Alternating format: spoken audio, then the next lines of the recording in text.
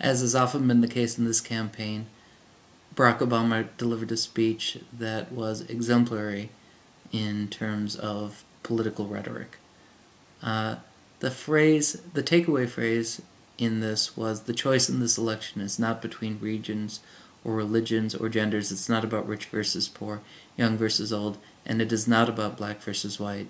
It is about the past versus the future. Barack Obama clearly thinks that's a winning message.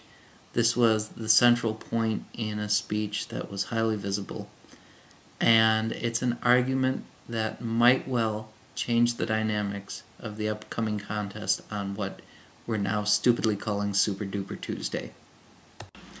It'll be interesting to see how the mainstream media covers Obama's victory, and in particular Obama's powerful speech, or whether the next news cycle is dominated by someone who has a habit of dominating news cycles, and that's Bill Clinton.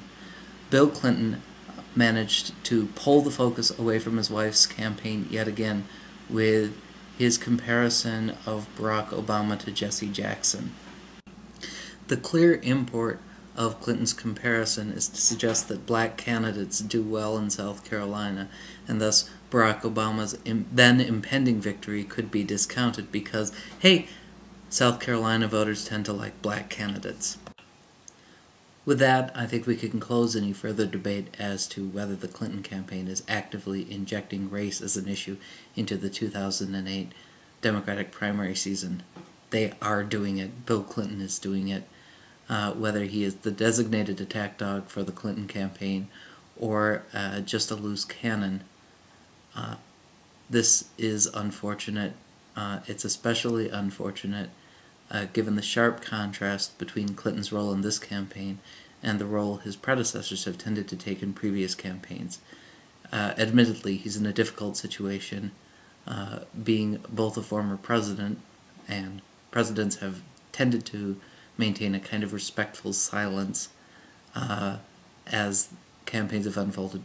He's also a political spouse, and there are certain obligations, but I think you can draw a sharp contrast between the role he's taken and the role either Elizabeth Edwards or Michelle Obama has taken, both of whom have tended to be much more supportive of the merits of their spouses rather than attacking opponents.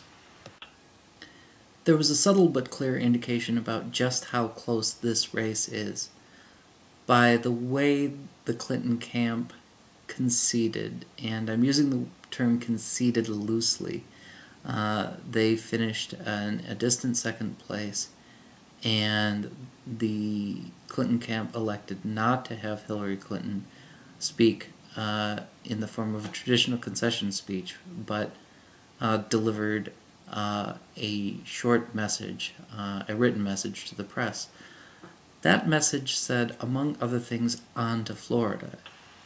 Because Florida and Michigan jumped the gun and held primaries before February 5th, their delegates don't count, and there was an agreement among most Democrats not to campaign there. Now, as we saw in Michigan, Hillary Clinton's name ended up on the ballot despite that agreement, and that dynamic is playing out again in Florida. So essentially, Hillary Clinton is running uncontested in those states, and she wants those votes to count if the core message coming out of her, quote, concession to Barack Obama in the South Carolina primary is, now we're moving on to Florida. That's an indication of just how close this race has gotten. So that's how things look from a kitchen table in South Minneapolis.